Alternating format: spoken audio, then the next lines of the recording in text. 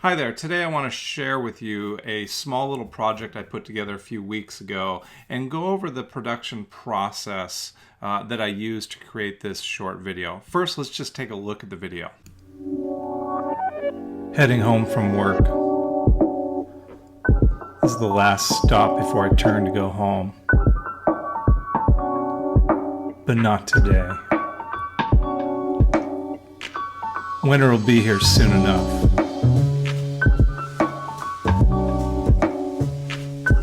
For now, I just want to chase the sun.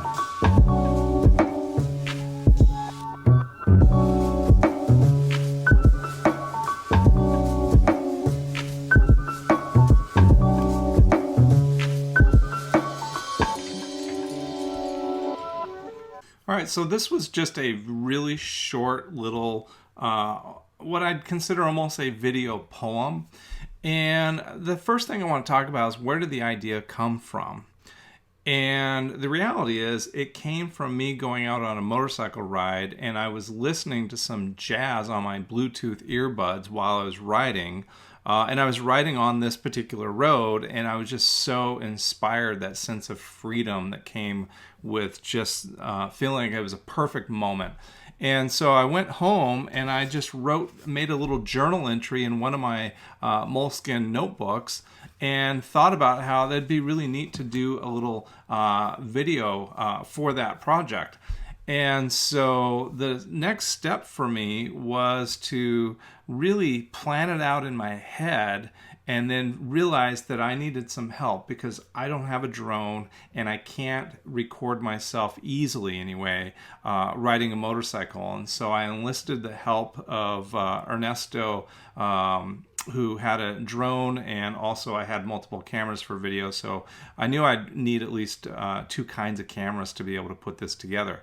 In order to really have an idea of how to record and tell this visual story, I needed to draw out some storyboards that showed kind of the framing. Now, these drawings are terrible. I'm not an artist in any sense of the word when it comes to drawing or painting, but it helped me organize my thoughts. And so when I think about visual storytelling, particularly cinematic storytelling, I'm thinking wide, medium, tight.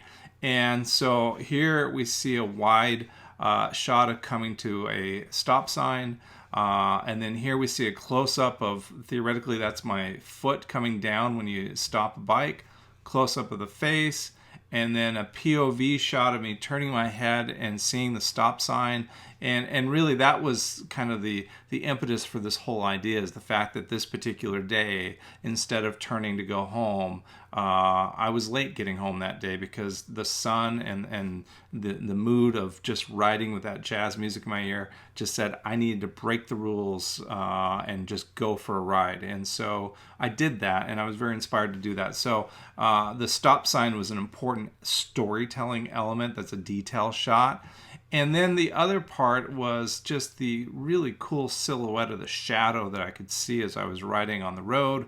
And then knowing that there's a long stretch of road with kind of an open, expansive view. And then kind of this close-up medium shot in here. So basically, I'm thinking about view from the top, a view from the side, and a view from the front, in terms of these were all the aerial drone shots that I was thinking about. So here is all the video clips, and I'm working with Adobe Premiere on this project, and here's all the video clips, and you can just see, here's the close-up shot, here's the wide shot, and it was interesting to record this. I needed to use my cell phone with earbuds to communicate with Ernesto, who was at the camera, to coordinate when it was safe for me to ride, when the traffic was clear, etc. And so here's a wide shot, and I'm just going to scrub through it, and you can see me pulling into the frame and then stopping. Now the composition isn't exactly what I wanted it to be, and so we had to take this 2 or 3 times to get the right clip. But the reality is we are going to end up cutting to a medium shot and a close-up shot. And so here is another clip where I'm pulling up to stop and setting that foot down. And again, it's not exactly the way the storyboard, but the reality is I put this piece together with the help of Ernesto, and we spent 3 hours filming and I spent 1 hour editing. So from a moment of inspiration, I spent 4 hours of labor to actually create this little vignette. And it's a nice little potential blog post piece. I shared it on social media, and it worked out quite well. Here we did a POV shot of turning the head towards the stop sign. Here is the close-up, and you see me turning my head and then riding off. And that's that moment of, okay, I should be turning here, but I'm not, and I'm going for it. And then using a zoom shot to create the illusion of a point of view POV shot of me going down the road. And then we move into the aerial shots as well. And so here are the aerial clips. And you can just see the motorcycle in here. The video is a little herky-jerky because I've got too many applications open, but you get an idea of what's going on here. And then you see the clip of kind of going off into the sunset, which photographing into sun is going to make it really, really bright. So when I put this all together, I'm using the editing workspace, right? And so I'm able to put a visual clip together and just edit this together. And I put it together visually. Most of the time, if I'm doing an interview piece, I will do what's called a radio cut first, where it's all about the voices and telling the story with the audio. In this case, this was really a visual-driven workflow in that I wanted to make the clips work together visually, and then I was going to put my audio voiceover on it. And so in this case, I went ahead and put all the visual clips together. So here's the clip of me coming in, and then to hide that I didn't stop in the right spot, we shot it from a closer medium shot side view, which gets the stop in here. And then as the foot is going down, this is called cutting on the action. This is a matched action cut. We actually get the close-up of the foot going down, and I went ahead and zoomed in. I cropped it in a little bit tighter, which I could get away with because there wasn't a lot of fine detail in the shot anyway. And then we go to the medium shot, turning the head, the POV of the stop sign, turning my head back and considering going home, and then saying, no, I'm going for it, taking off.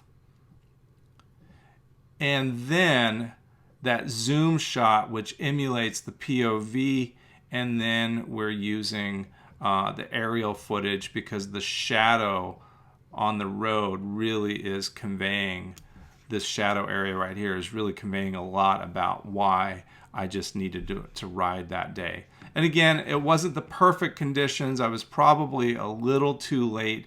It would have been nice to have gotten the shadow all contained within the road. If I had ridden over to the right a little bit further, it might have helped. If we'd filmed a little bit earlier in the day. But again, I'm not letting perfection get in the way of progress. This was really just an experiment, a practice video, if you will, that I'm building up my inventory of experiences so that if a client ever wanted to hire me to do something like this, I go, oh, I know what I need to do a little bit better next time. So I'm honest with you, this isn't the best footage for this, but it worked out okay.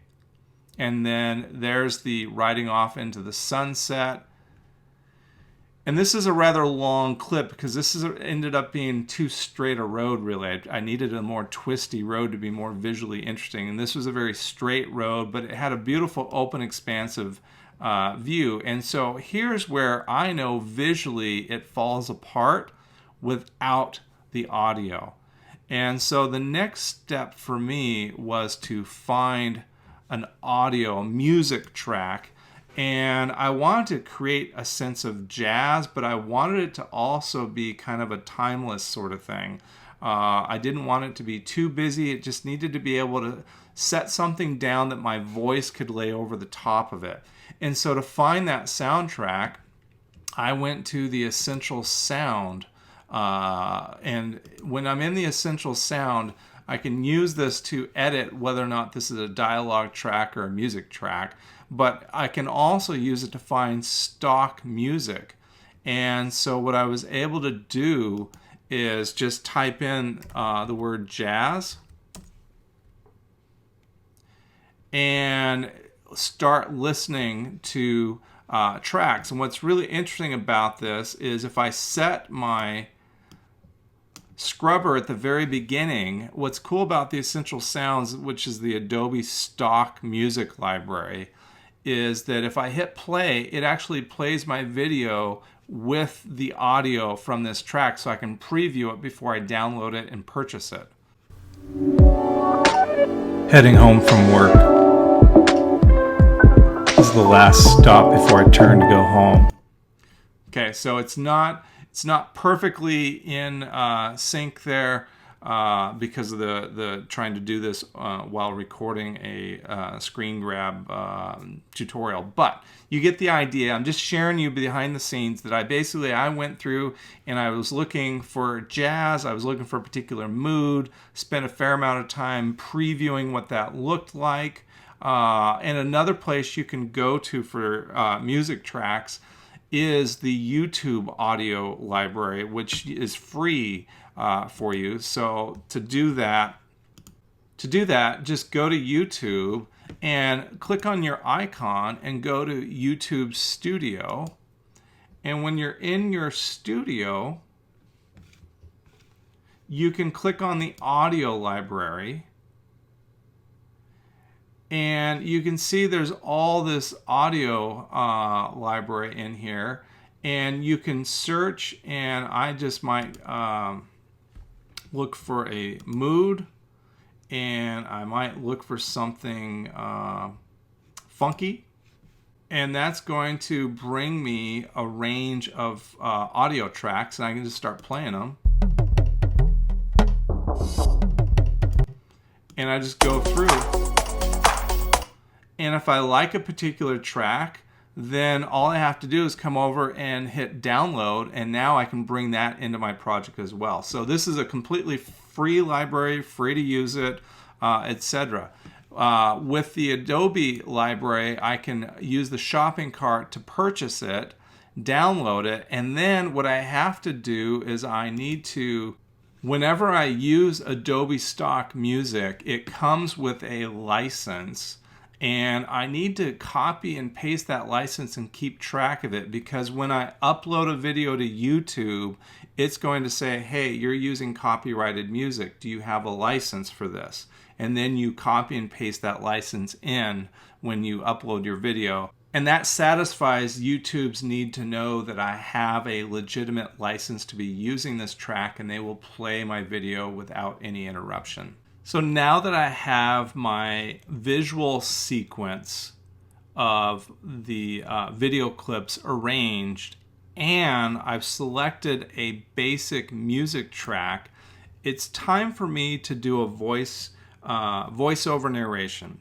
And this is the story telling part of this project, where I'm just telling a little bit story. And it's not a long story. In fact, the whole video is not more than a minute, and it's really not that many words, but it follows the same guidelines for how do I tell a story. And so what I did was I just wrote down what was the sequence of events. What happened? Why was it important? So I just went through in my mind and I wrote down some notes of basically saying, okay, I was riding home from work. I came to the last stop sign before I'm supposed to turn to go home.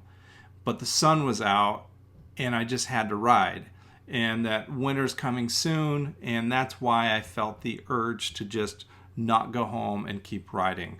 And so I just kind of had that sequence of events in my mind, because really a story at its most basic level is a series of actions, or in this case, it's a series of decisions combined with actions, riding up to the stop sign and deciding to keep on riding. So what I did was, rather than try to script it and all that sort of thing, I went really intuitive on this in that I laid down the music track, and oh, by the way, I muted the video track because I couldn't put the motorcycle sounds together in a way that would make a whole lot of sense. If I were to go back and do it again, I would actually record a separate audio track of the acceleration of the motorcycle and lay that in. But that's neither here nor there. What I did was put together the music, and then I recorded directly on the third track down here by hitting the microphone. And so I just recorded it, and I listened to the music, and I just started talking.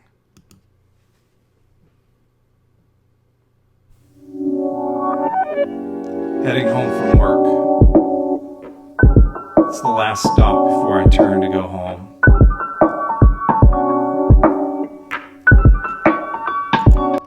And I just hit the microphone button, and I'll tell you that basically I would record a little segment at a time. But what I was doing is I had a strong rhythm to this particular track that I was just trying to match my voice, tone, and timing to the rhythm. So in this case, I'm doing it in a very intuitive manner. I put a lot of planning up front to the visuals, and I did a lot of just responding in the audio part to pull this piece together. So when you see the actual final recording, which I recorded it, I deleted it, I recorded it again, I deleted it. This is probably the fourth recording that I used.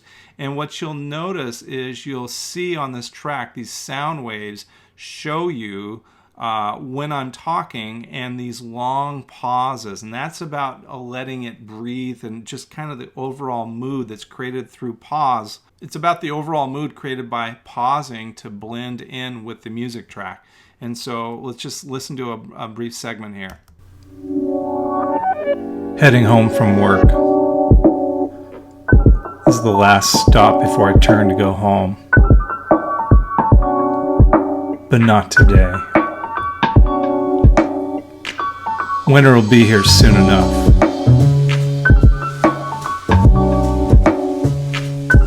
For now, I just want to chase the sun.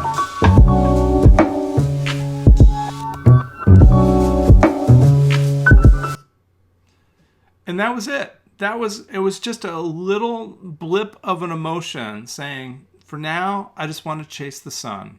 And so against the backdrop of knowing that winter is coming soon, I'm not going home today. I'm just going to chase the sun. And so that's really what this project is about, is just a little emotional visual poem of transmitting an idea that relates to the concept of the explorer archetype. The last thing I'm going to do is talk about the ending here. Now, when I made this video, I was thinking specifically about social media, and I was thinking about the Ducati Owners Group page on Facebook. And so when I initially did this project, it fades, I'm going into the sun, it's getting lighter and lighter, and so I fade to a white, what we call a slug.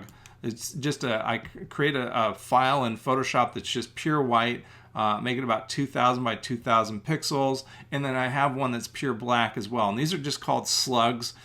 This one's a white slug to fade out. And then what I did is I put a Scrambler Ducati logo, which is the logo for the motorcycle that I have, at the very end so that I could post that to the Ducati user group or the owners group page, and they would really connect with it. The reality is I would rather use something more personal and more brand specific. And if you even just looking at the footage here, you'll notice that this really is in alignment with a explorer archetype.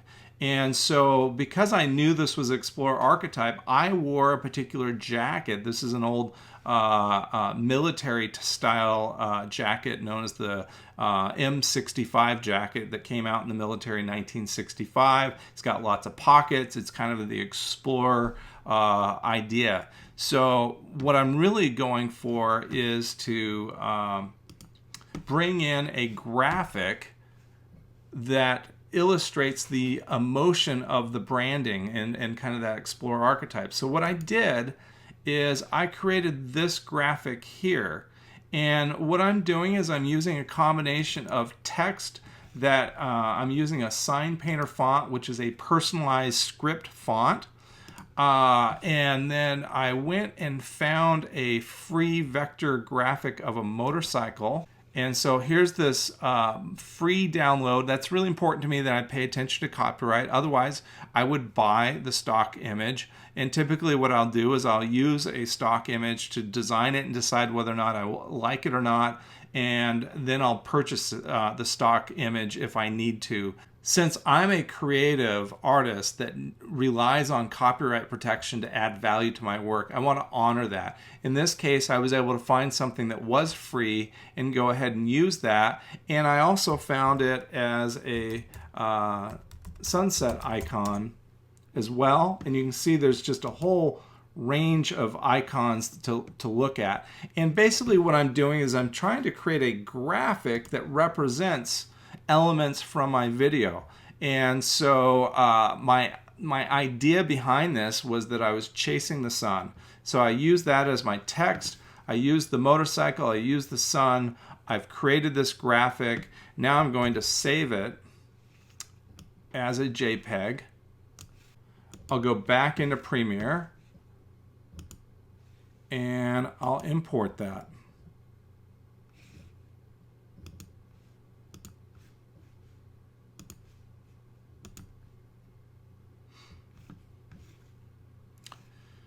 And then what I'm going to do in this case is I'm actually going to go in here and I'm going to reveal sequence and project. And if I've got a cut that I like, and this was a rough cut that I liked, what I'm going to do is click on that sequence. This is what we call a timeline in Premiere, is known as a sequence, and it has this little icon here. And I'm going to go up here and I'm going to go to Edit and Duplicate. And then what I'm going to do is double click on it to open it up, and I'll just call this my final cut. And now I've still got all the work that I'd done previously, and now I have one here that I'm going to delete this logo, but I'm going to do it after I bring in the logo that I've created here. So I'm going to just make sure it's lined up perfectly right there. I'm going to delete this underneath it. And then I'm going to go to my effects control and just scale that up just a little bit. Boom. And then I'm going to hit, I'm on a Mac, so I'm going to hit Command D for a cross dissolve. And so now we can just look at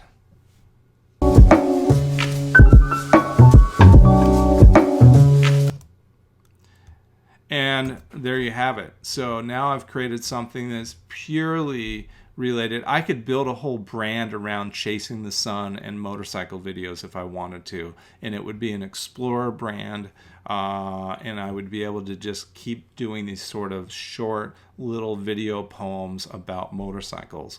And in fact, that's something I'm really thinking about doing next summer because I really do enjoy motorcycles that much. So there you have it, is just a brief overview of how to take an idea, a moment of inspiration, combined with about 4 hours of labor. And granted, I've got some experience. I know it would take you a little bit longer. If you're new to video editing, you might take 3 times that amount of time. But either way, I know that you can create this kind of content.